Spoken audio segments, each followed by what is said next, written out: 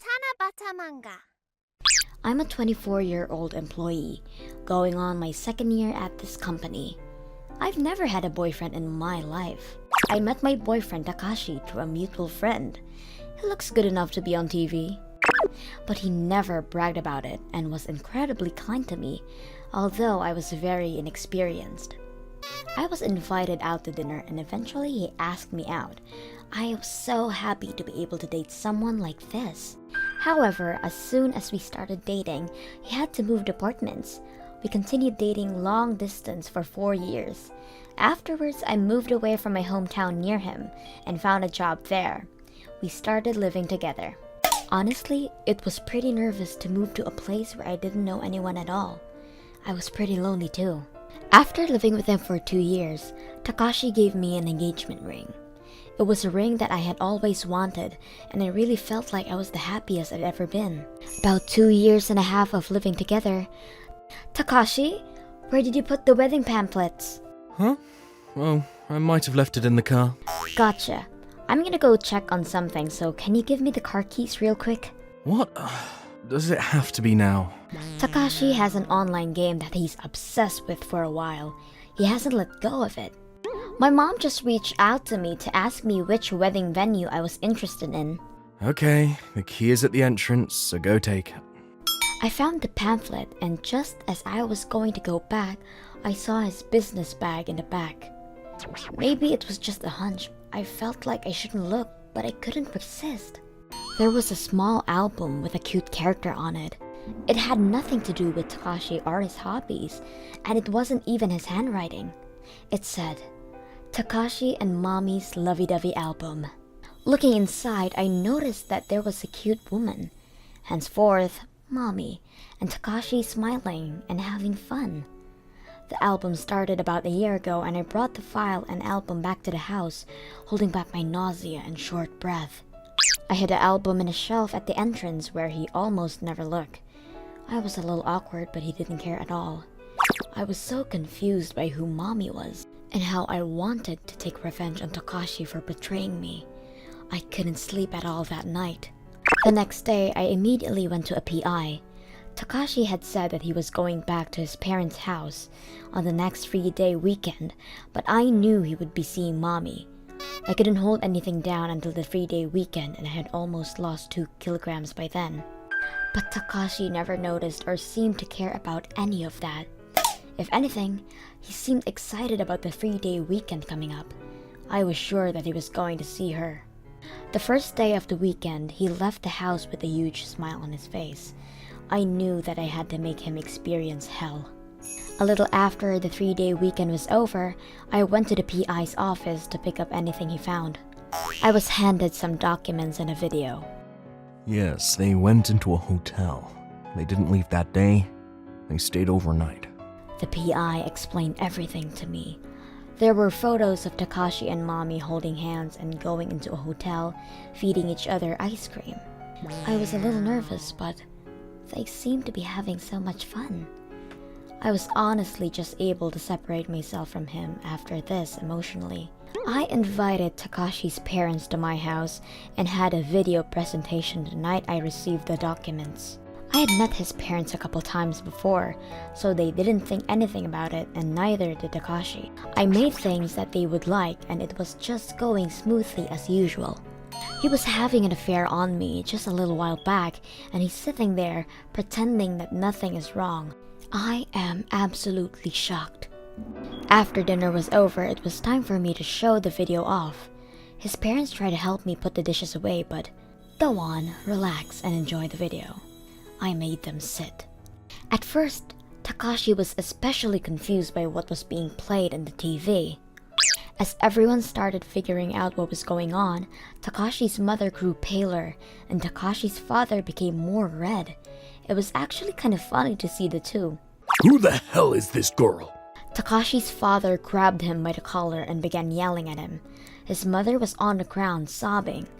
Takashi quickly explained that the girl on the TV, Mommy, was someone that he met at one of his clients' offices. I knew because the PI had told me. I calmed the father down and told Takashi that I wanted to talk to Mommy alone. He told me Mommy's number without hesitation. once again. Thinking about it now, he probably was trying to use mommy as a decoy to shift the blame. I told them that I would decide what I wanted to do with Takashi after I spoke to mommy and had them take Takashi away from the house. Calling mommy's number, she was shocked. She hadn't known that Takashi was engaged. She said that she wanted to hear what was going on, so we both agreed to share our stories at a restaurant one day over lunch. At first, I was a little worried that she might get mad with me, but meeting her, she was incredibly beautiful, with emphasis on the incredibly. To add to that, she had a great personality and seemed to be a decent human being, so I could kind of tell how we would fall for her. Mommy really didn't know about me and kept begging for my forgiveness that she was wrecking my marriage, even though it wasn't her fault. If anything, Mommy was in the same situation as me, and Takashi was fooling her too. But she kept apologizing and making this nice girl beg. I was pissed off once again at Takashi. Mommy said that she wanted to call Takashi and to talk with the three of us, so I decided to call Takashi since I agreed.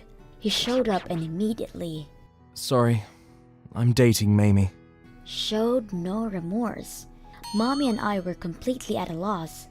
Am I correct in my interpretation that you're saying since you're dating Mommy you would like to break off the engagement?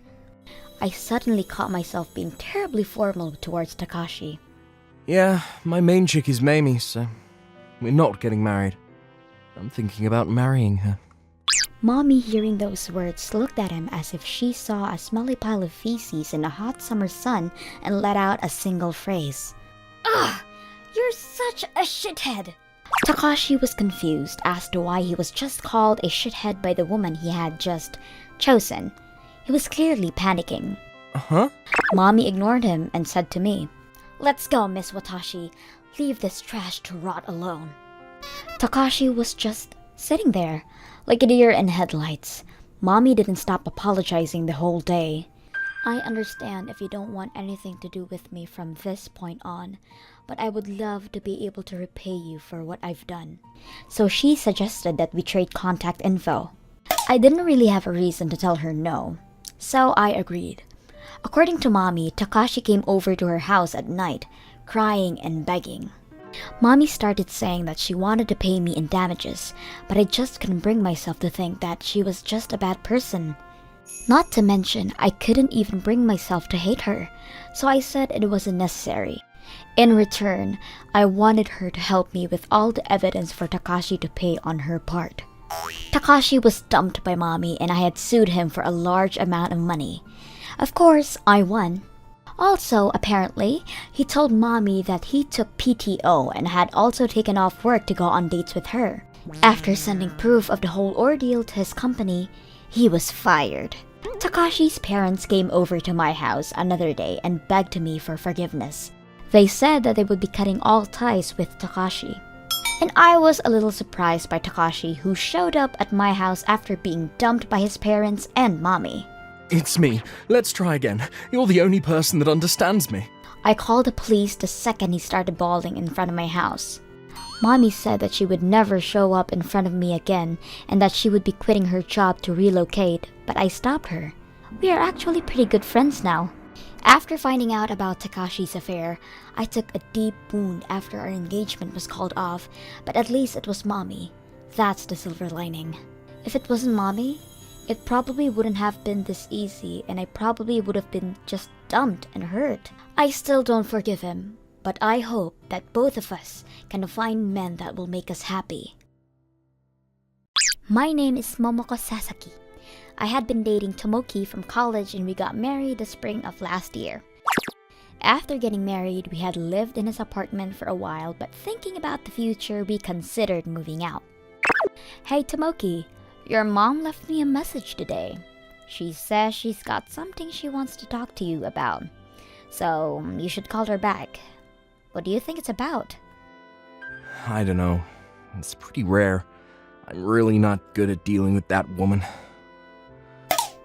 Tomoki's mother had passed away when he was young, so my mother-in-law is his stepmother. She'd always spoil her blood-related son, Koichi, so Tomoki and her never saw eye to eye. "Welcome home, my son. You must be so tired. She's obviously not very kind to me either, so I did not like her as well. Oh, hey Mom. I heard you called. What'd you want? Actually, Tomoki, you know your grandfather's house? That really big house in the suburbs with a big yard. I'm going to be giving that house to you guys. What? You shouldn't be living in the tiny little place. Move to a bigger house already. That's why I reached out. You're going to have kids, right? She was an only child and inherited her parents' savings. Within that inheritance was an old house. She was saying that she would give it to us. She had always not been interested in Tomoki, so we were both confused. However, we were both just talking about moving to a bigger house. We had decided to at least check out the house once and headed out the next weekend to take a look. We showed up to the house, excitement in our eyes. What? This is it? No way. It must have been left alone without being taken care of for several decades. It was like a haunted mansion. It almost looked like it was going to collapse and the trees had overgrown. It was definitely not somewhere people would live. I thought it was weird that she wanted to give this place away. Now it makes sense. This was just his mom annoying him again. I'm not going to be able to live in this trashed house. Sorry. He called her to let her know and... You can't just say no now. I said that I would give it to you instead of Koichi, so you fix it up. She threw a fit. I see that she doesn't want to take care of it herself, so she pushed the responsibility onto us. As we entered the trashed house, the rooms were all covered in dust and grime. Rainwater had seeped through, and some parts were rotten. Yeah, that's not happening. Tomoki sighed, seeing as the house itself was extremely fragile. If we were to just remodel the house from the inside and out, it would be a great place to live. Hey Tomoki, let's try opening the shutters. The yard is wide, so I'm sure it'll feel good to let the wind in.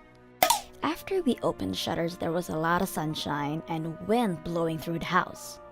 Wow, I want to live here. What? Really?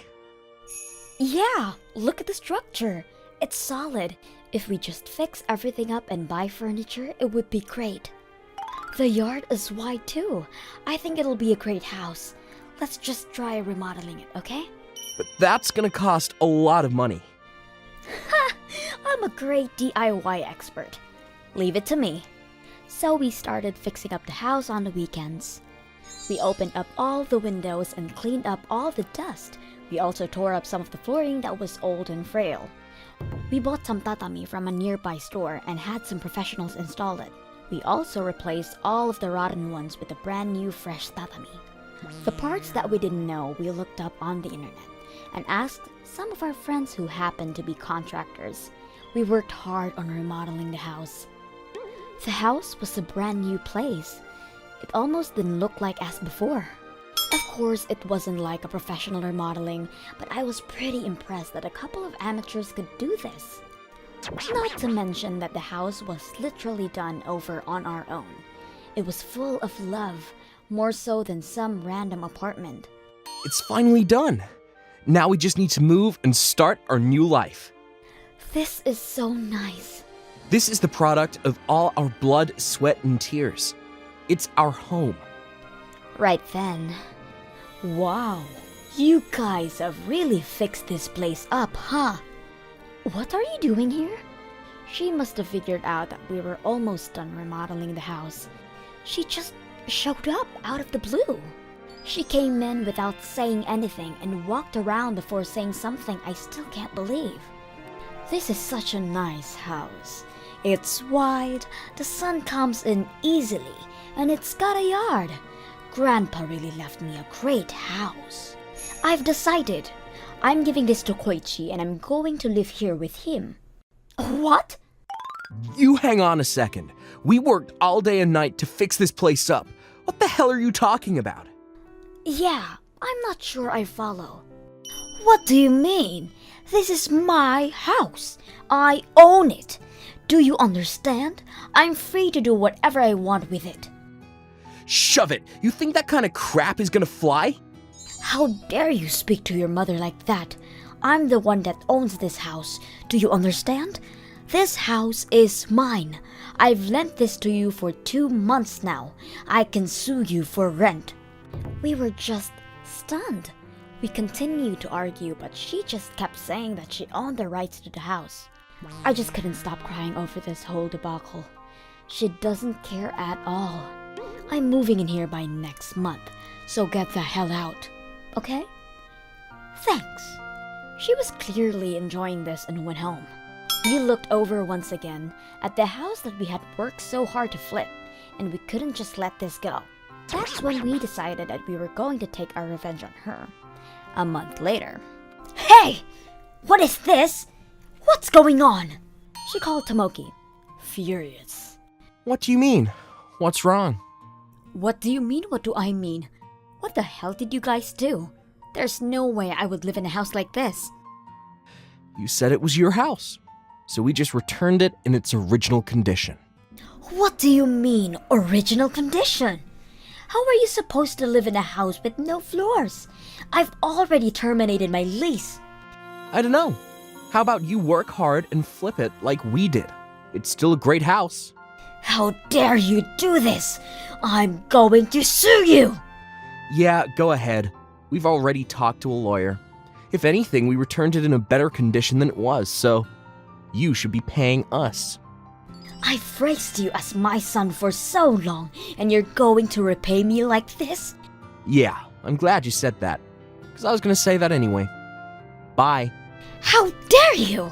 She was still screaming when he hung up. We had actually purchased a relatively cheap house and immediately started flipping it.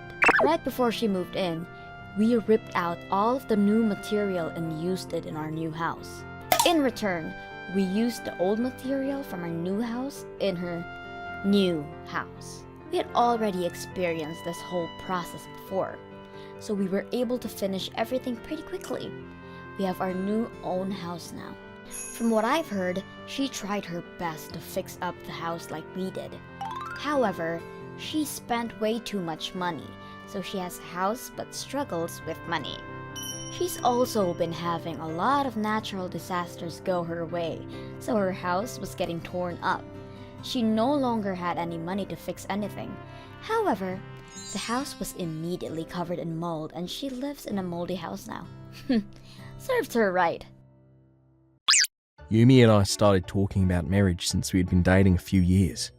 She accepted my proposal and we had our parents greet each other as well. Yumi's grandmother suggested we put in our wedding papers quickly. We had moved a little too quick. We couldn't find a place to live. We really moved too quickly. True, but we're already married. We're husband and wife. We were so in love and felt like we would have our wedding real soon. A few months later, we found a nice place. We finally found one, I said to Yumi, expecting a joyous response. However, she seemed a little upset. Yeah. What's wrong? Did something happen? I have something important to talk to you about. She said, looking down. I thought it was that she didn't like the room I suggested. Maybe she fell out of love with me while we were living apart. I was thinking of all the worst things in my mind. My wife suddenly raised her head. I was cheating on you. What? I was shocked, and she looked refreshed. I was continuously shocked by the words that followed. Oh, but don't worry about it. I broke up with him yesterday. You're my only one now. I thought I'd keep it from you, but we're married, so we can't keep secrets. Are you being serious? She looked like she was so proud of herself for being loyal. It was gross. Yumi, clearly not feeling any guilt from the fact she was having an affair, tried to end the conversation as abruptly as she had started it. Let's not hide anything going forward. Alright, that's it for this subject. I was a little slow to understand what was going on and stared at her for a while before I said something back with furious rage. What the hell are you talking about? We're not over this subject. You need to get your head checked. Yumi looked over, seriously surprised. I said it was over. Why are you so mad? You ended it yesterday? What the hell, this whole time? How many times did you sleep with him while we were living apart? I said I'm done with it. If you keep going, I'm going to get tired of you. That's not the problem here. You understand you're my wife, right? I know. We got married. What is that attitude anyway? We're married now, so I told you everything without hiding it. This girl must be thinking I'm an idiot. I thought that I could finally live with Yumi. This was too shocking for me to stay cool, calm, and collected. However, Yumi clearly messed up in the head. Wait, Tano, listen to me. Husband and wife means that two strangers come together to talk about things and forgive each other, right? But you're not listening to me at all. I don't think we're going to work out if we keep this up, okay? What? Is this really the woman I married? I slowly started boiling with rage watching her behaviour. She spent countless nights with men while I wasn't around. I honestly even felt like puking. Tano, are you okay? Don't touch me. Get the hell out of my house. I thought about what I should do after chasing out Yumi. I talked to a mutual friend who worked at her office and told her everything. And her friend said, Oh, sorry, I didn't tell you. She was apparently going out with one of her bosses. I saw her with some random dude in Shibuya the other night. I thought it was weird. Could have said that sooner. But I was able to at least figure out who the person she was having an affair with was. First, I need to report this to a certain someone, so I made my move. That whole time, Yumi had called and texted me an upward of 300 times, but I ignored her and called her parents. She must be there. What's going on, Mr. Tano? She just came home out of the blue. Apparently, Yumi hadn't explained anything to her parents. Did she tell you anything at all? No, nothing out of the normal. Okay, I'll go over right now. Let me explain everything once I get there. I took Yumi's stuff from my house and headed to her parents' place. When I got there, her parents welcomed me in. Yumi and her father were both in the room. So, what happened, Tano? Her mother-in-law asked me so. I'll just be frank with you. Your daughter said that she was having an affair up until yesterday. I'm going to get a divorce, of course. And then Yumi said, No! What are you talking about? We were done with that conversation. I don't know why she was crying. I honestly couldn't feel the least bit of sympathy for her. This must be some kind of mistake. Please look at these texts and messages. I handed my phone to a trembling mother-in-law. As they confirmed what had happened, the mum collapsed crying and the father was furious. Do you understand what you've done? You apologize. Beg for forgiveness. He continued to berate her. I was aware of the hell that had just spawned in front of me. Let's talk about our divorce. He calmed everyone down to bring our conversation back to the topic at hand. Then Yumi, screaming, I don't believe you divorced me over this. You're telling me I shouldn't have told you the truth and been honest with you? Just kept it to myself? Forever? She ignored the fact that she had cheated and gotten mad at me. I was done. Shut the hell up, you bitch. You think it's fine as long as you don't say anything? Husband and wife should talk to each other. Are you stupid? I don't have any love or trust in you. I don't want to see you. She finally realised what she had done and was trembling in fear of me. I was cheating on you, but I told you the truth, so forgive me? What's wrong with you? What would you do if I did the same thing to you? And you realised that your partner had a family? You piece of shit. What are you talking about? This conversation is over. How can you smile? I was just bluffing when I pretended to know that he had a family, but apparently I was right. Why are you... What? Suing? Whatever. I'm going to get a divorce and I'm going to be suing you and your partner. So you better be ready. I was in front of her parents, but I didn't care anymore. It was obvious that they were extremely angry at her. Later on, I called up her affair, as I said, and we all started talking about our divorce and the terms. The man. I'm so sorry. He apologised, but I wasn't planning on just saying it's okay. If you can't pay me $50,000 in damages, I'm going to take you to court so you won't be able to hide it from your work or family. He looked shocked and upset. Oh, okay, he replied quietly. I came out victorious and immediately had them sign the contracts. Next up was Yumi, but we just couldn't get anything that made sense out of her, So we spoke with the parents and had everything settled. I'm not going to let this go. Yumi was borderline insane, so I made sure that I put in a restraining order. If she broke the restraining order, she would be fined $1,000. Surprise, surprise, she showed up at my house 3 times after that. She was forced to pay the fine, and then she suddenly stopped showing up. Apparently, her parents had basically confined her to her room. She had an affair and apologised like she had eaten my last fry. I seriously am actually a little terrified of her. If I hadn't divorced her, I'd be living life with a woman who thought it would be fine if she just told the truth about everything. Yeah, no, that's not okay. I withdrew myself from the house that we were supposed to move into, and currently, I live in a quiet but peaceful place in the town over. Yumi talks about how she still loves me, but I'm never going to deal with her for the rest of my life again. My name is Nanako, and I'm 28 years old. My parents are farmers, and they gave me their blessing on one condition. I take over the farm. That's why I currently live near my parents' farm with my husband Takashi and my daughter Mai. My husband and my parents get along really well, and he works very hard at the farm. But there's one time that I really don't like things. It's when I go back to his family during New Year's. This year, I was pretty upset before heading to his parents' place. I'm home, Mom. You're late. It's already the evening. You didn't help out with the dinner at all. I told you that I couldn't get on the train till this afternoon. My back hurts and I'm tired, so you do the rest, Nanako. Oh, yes, ma'am. Sorry for being late. This is what I was greeted with as soon as I walked into the house. I immediately felt worse. My husband has siblings, an older and younger sister. He's the only son and he passed before he met me. The older one got a divorce and came back to live with her mom, and the younger sister has been single forever. My mother-in-law doesn't appreciate that my husband took our name to take over the farm. She's been very tough on me and is the stereotypical mother-in-law. When my husband isn't around, she escalates things like crazy and will kick me and hit me with rags.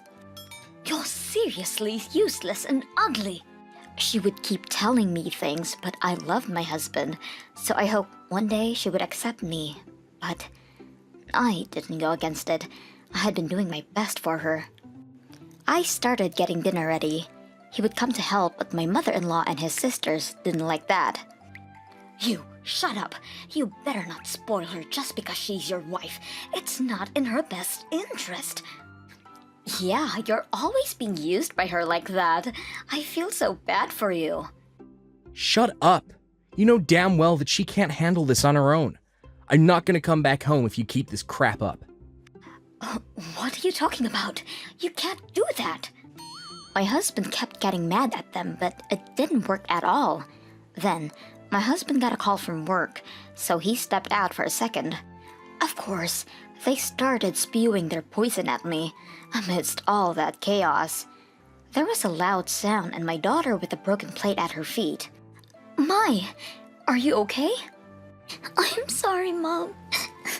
I just wanted to help you.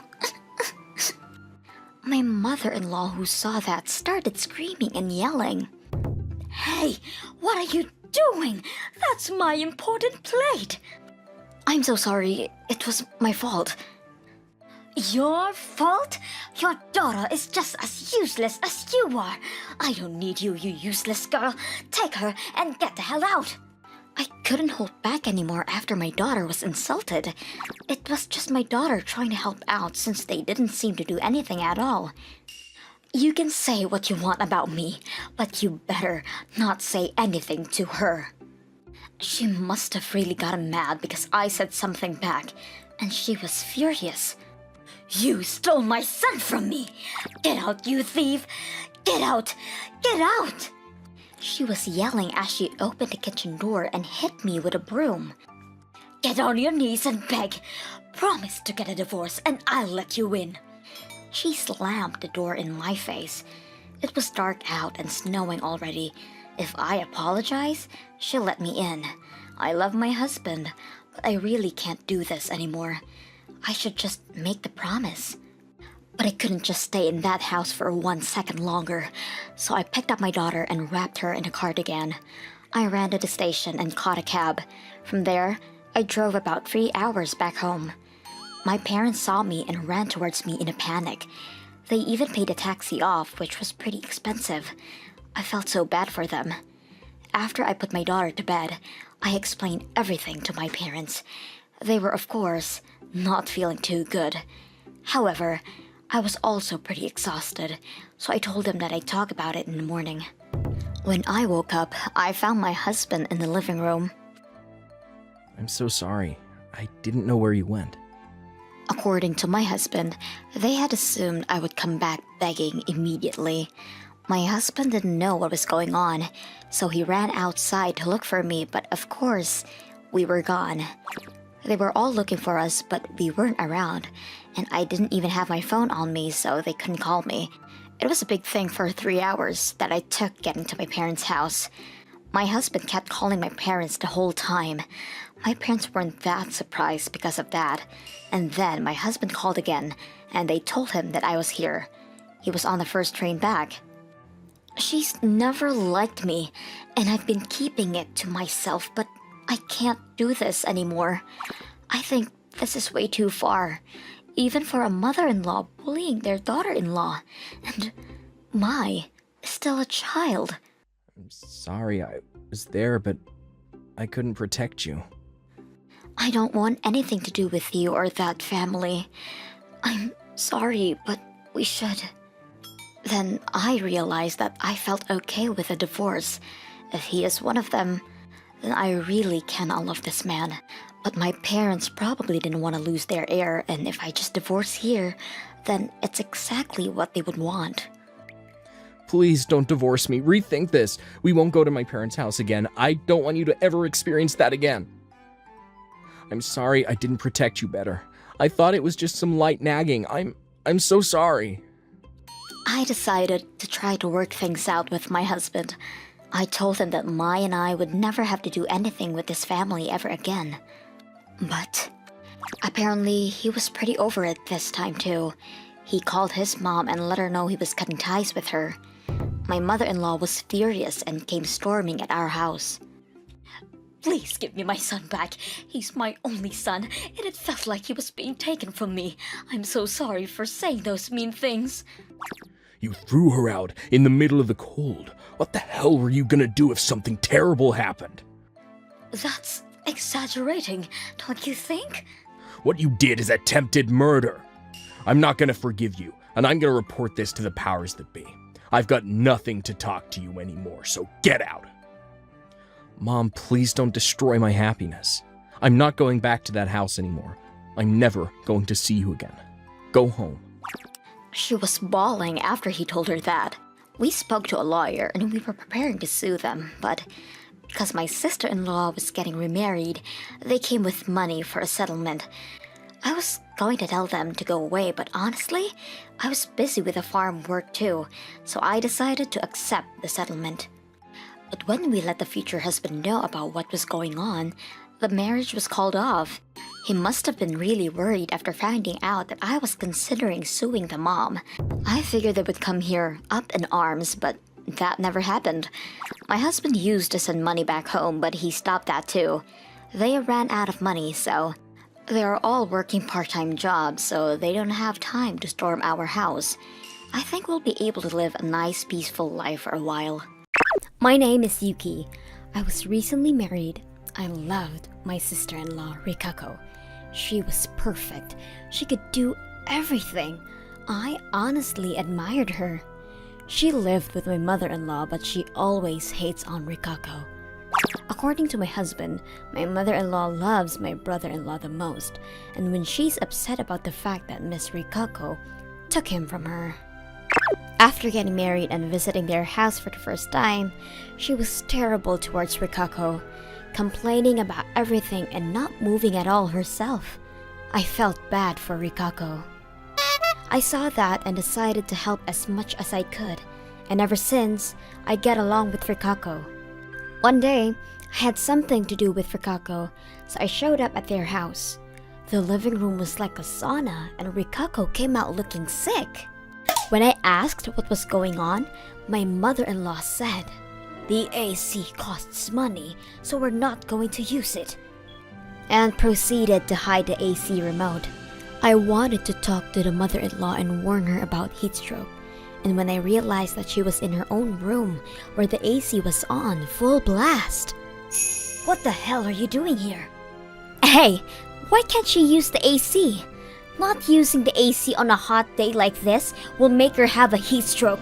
You know that." "AC? Ugh, just turn it on." She pretended to act like she had no clue what I was talking about. I started explaining more about the fears of heat stroke. I warned her that she shouldn't do this and to be careful going forward. This was apparently not a good idea, and she started saying nagging at me. "I'm sorry, Miss Yuki. I got you into this mess." "It's okay. I did not want to say anything to you in that situation. Besides, I'm pretty resilient, so I'm not going to lose." Or so I said, but I was pretty tired of her incessant nagging every day. "You can't do that either." I started talking to my husband to see if he had any advice. He said that his company was busy right now, so I could go help him there. At first, I was nervous, but I started working. I started having fun and also was able to get away from my mother-in-law's nagging. A few days later, I started getting calls from Rikako that surprised me.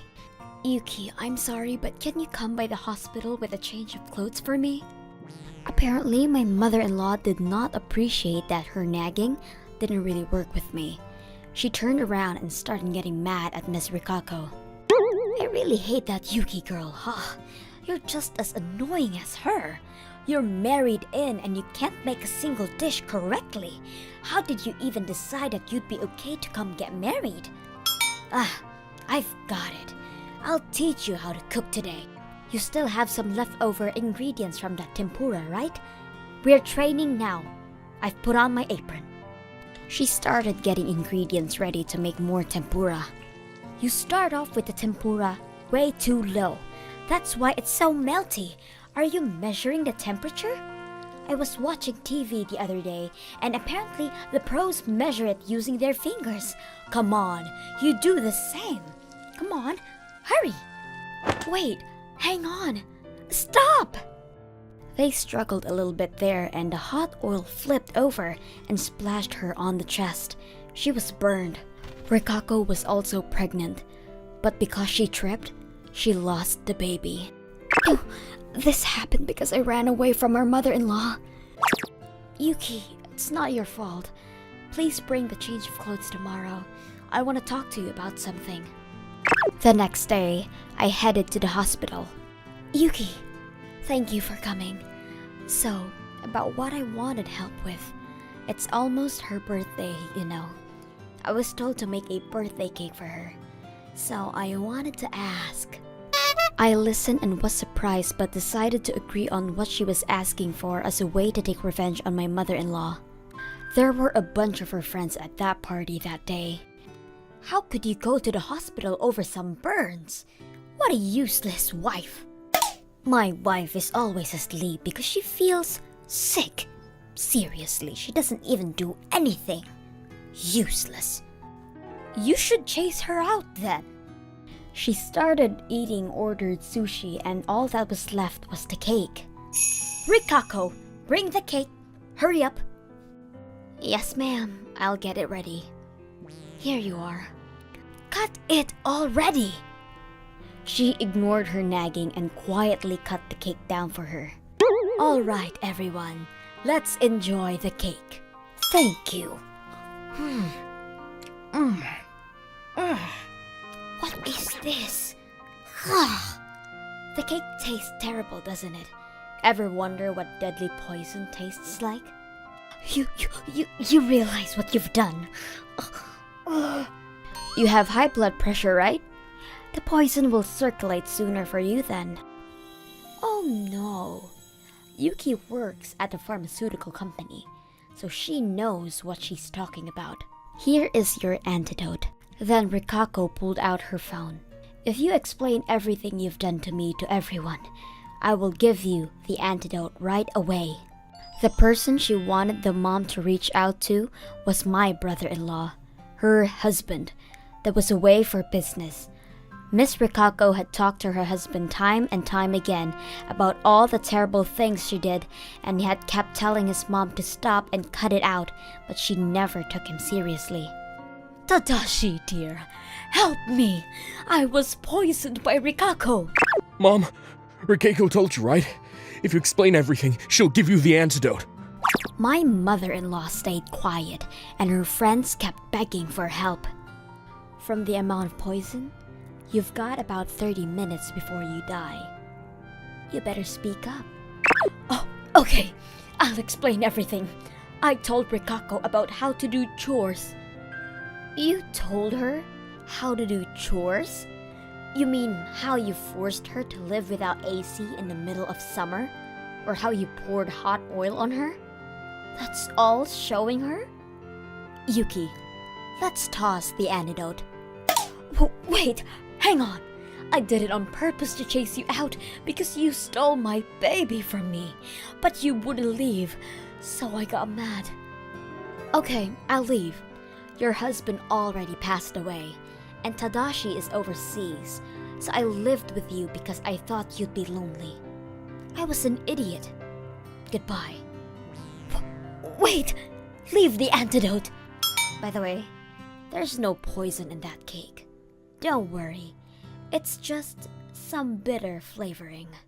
You idiots. They were all stunned as we left the house. Afterwards, my brother-in-law came back home and cried, apologizing to Rikako. Rikako decided to stay married after thinking long and hard about it. And there were conditions. There are 3 conditions. 1, we never see your mom again. 2, she pays me all money in damages and treatment fees. Okay, understood. And 3, we don't tell her our new address after we move. Afterwards, Rikako started living with her husband again, and she was able to get pregnant once again. She seemed happy. My mother-in-law was obviously furious about the fact that even after paying for everything, she couldn't see her little boy. After that, all of her friends also abandoned her, and she apparently got old very quick. I also moved with my husband. We had been avoiding dealing with her entirely, but she suddenly called us out of the blue one day. Apparently, she caught a cold and was unable to move. She had some lasting effects from that, but everyone was so withdrawn from her that she had to live in a terrible facility where the service was horrible. After that, she stopped having any interaction with anyone, so she started developing dementia. She now walks around in circles around the facility, quietly, mumbling her son's name. When I was in college, 5 of my friends and I used to drive and travel together. I have my own car, and I'm the only one with a driver's license, so I do all the driving. I didn't mind being the driver because I liked driving. When I filled up the gas in the morning, I picked everyone up at their house and refilled the gas on the way home, and my 4 friends split the cost of that. I was willing to give them a ride because of that arrangement, but then, one day, things took a turn. It was when we traveled far away. It was far away, so gasoline cost more. But Ako didn't like that. It's hard for the 4 of us to split the cost of this trip. Watashi, you should split the cost with us as well, she said. Then Biko immediately. That's not good. She takes her car out every time, and she drives on top of that. She backed me up, but Ako was not convinced. But you know, if you include the highway fare, wouldn't it be the same if we took the train? I appreciate the driving, but I still think Watashi gets more out of it if you think about it in terms of hourly wage. What do you mean? No one is benefiting from it. Watashi pays insurance and taxes on her car too, so there's money involved that you don't even see. And If you take 5 people on a long trip, the car will probably wear down. So, if anything, Watashi's the one who's losing out. So, we're just grateful that we only have to pay for gas. Everyone but Ako understood, like Biko, that it was expensive and difficult just to have a car. By the way, it was also Biko who suggested paying for the gas by splitting the cost, except for me. At first, I was reluctant to say, it's fine, but then she said that it would make it harder to travel in my car. I ended up accepting the proposal as is. After that, everyone said various things to Ako, but she kept repeating. But... And? Because...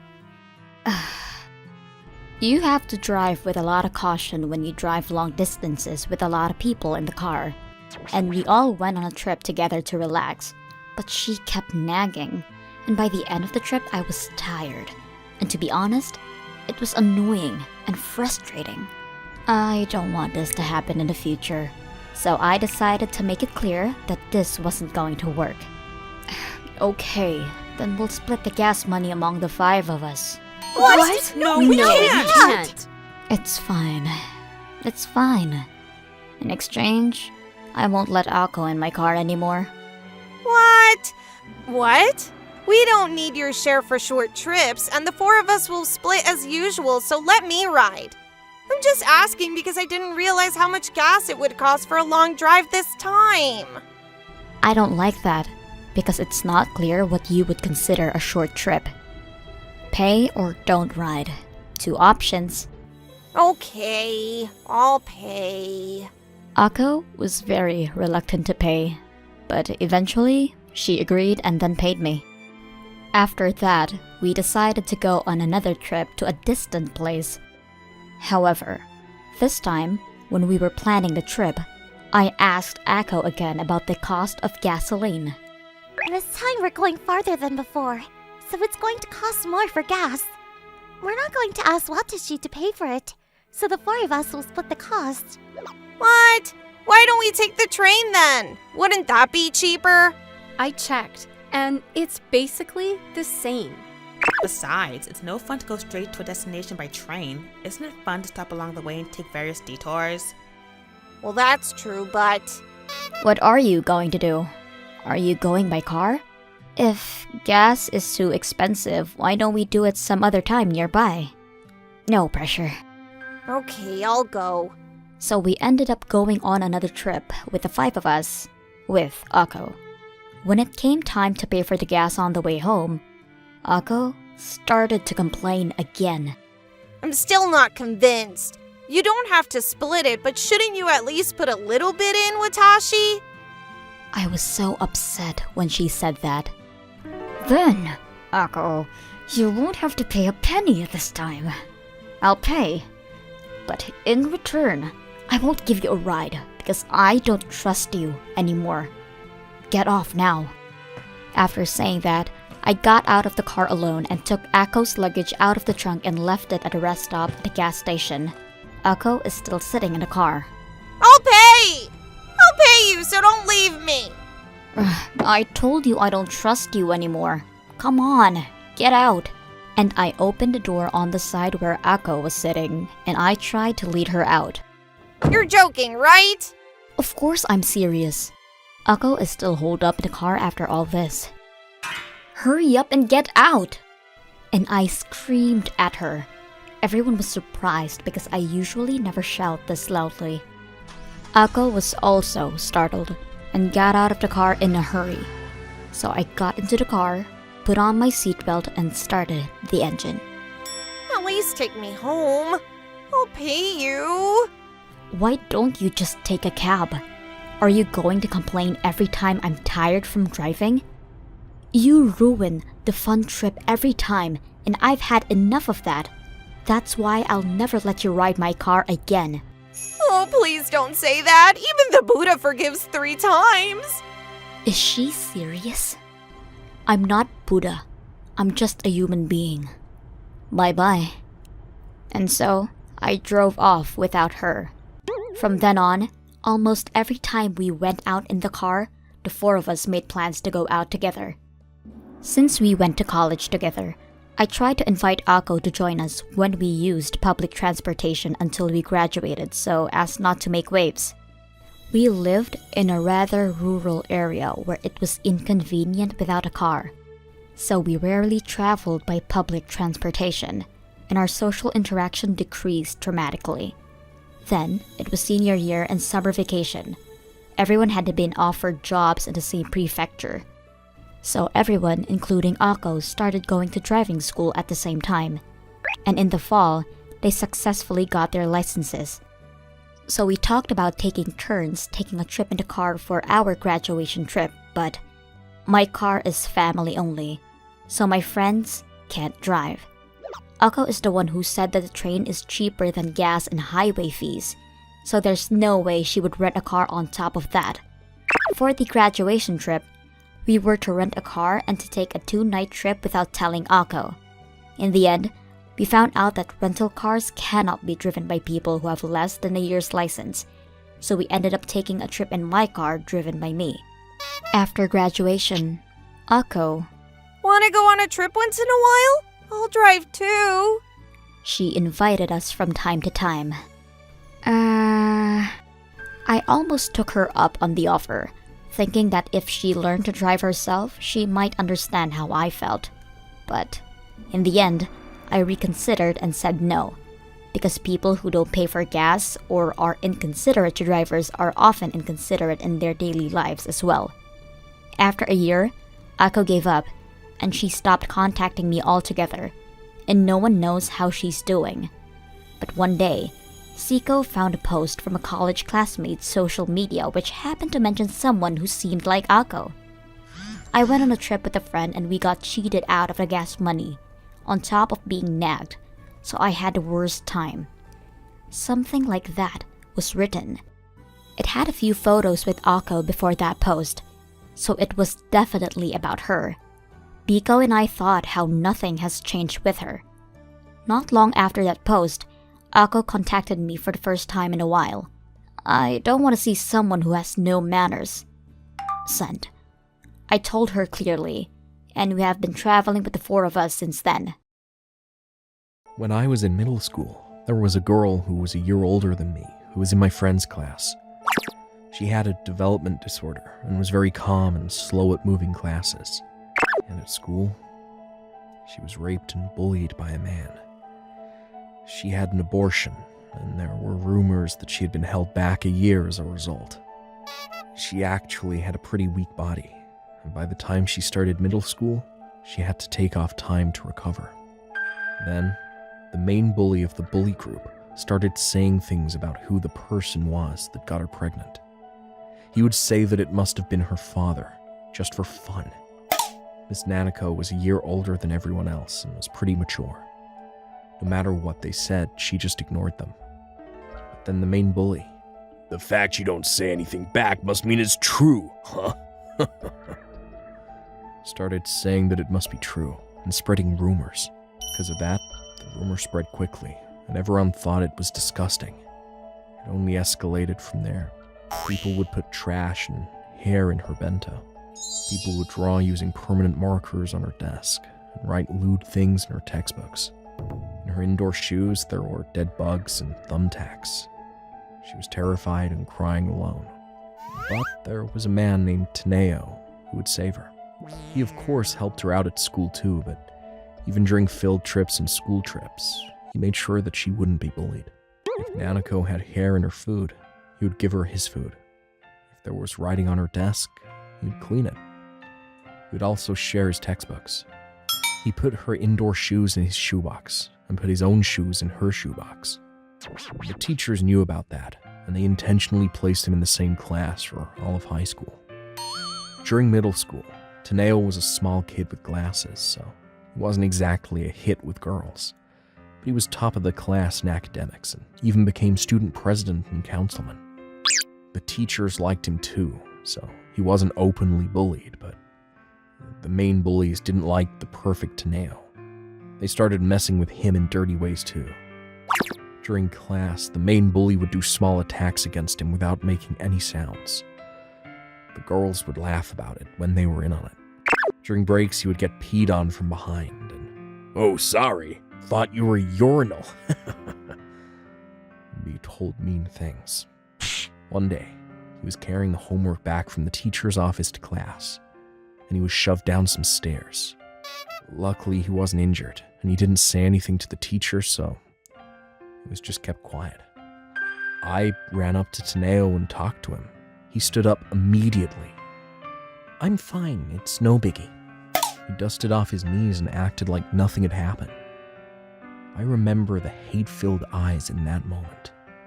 Later on, he was accepted to the high school of his choosing, and he would often visit Nanako in her family-run hospital. But Taneo went to a college in Tokyo, and he could only visit her once or twice a year.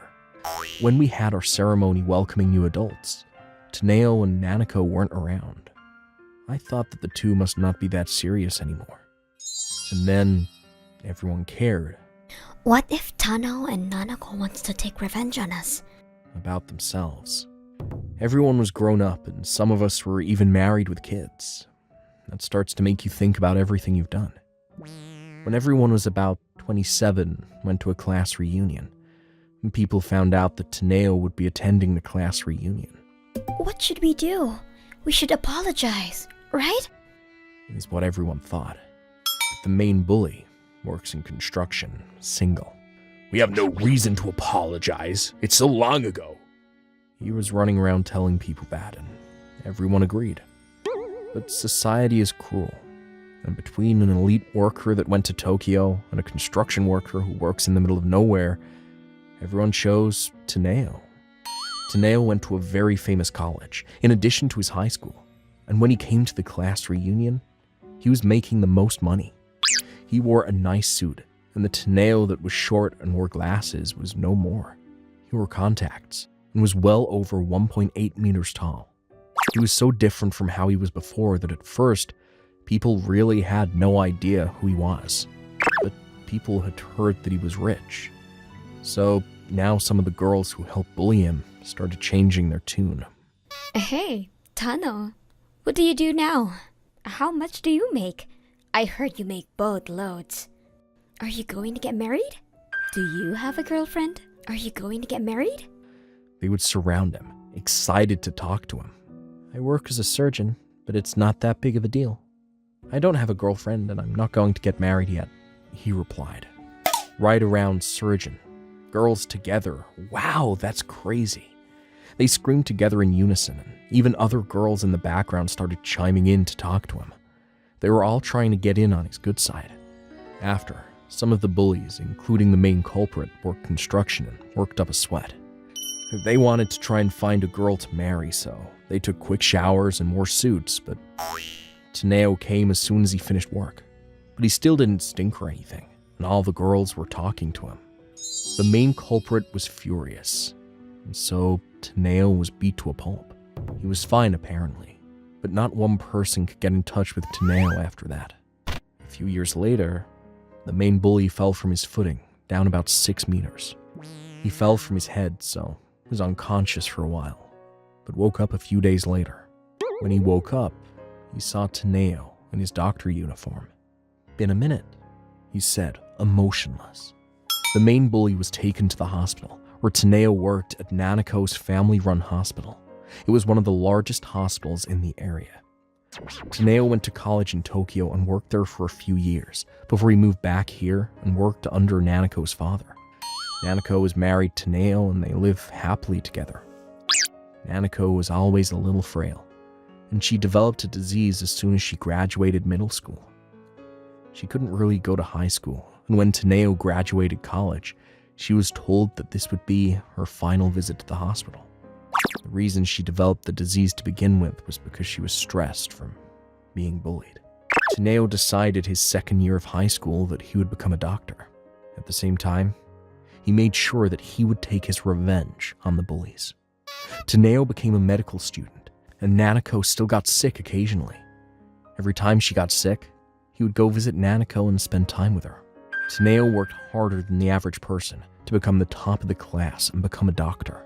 After he worked hard learning the ropes as a doctor in Tokyo, he became a surgeon. Afterwards, he married Nanako and decided to take over the hospital. Nanako has recovered quite a bit, and they spend their days loving life. The main bully didn't die, but he was told that he would end up in a wheelchair for the rest of his life.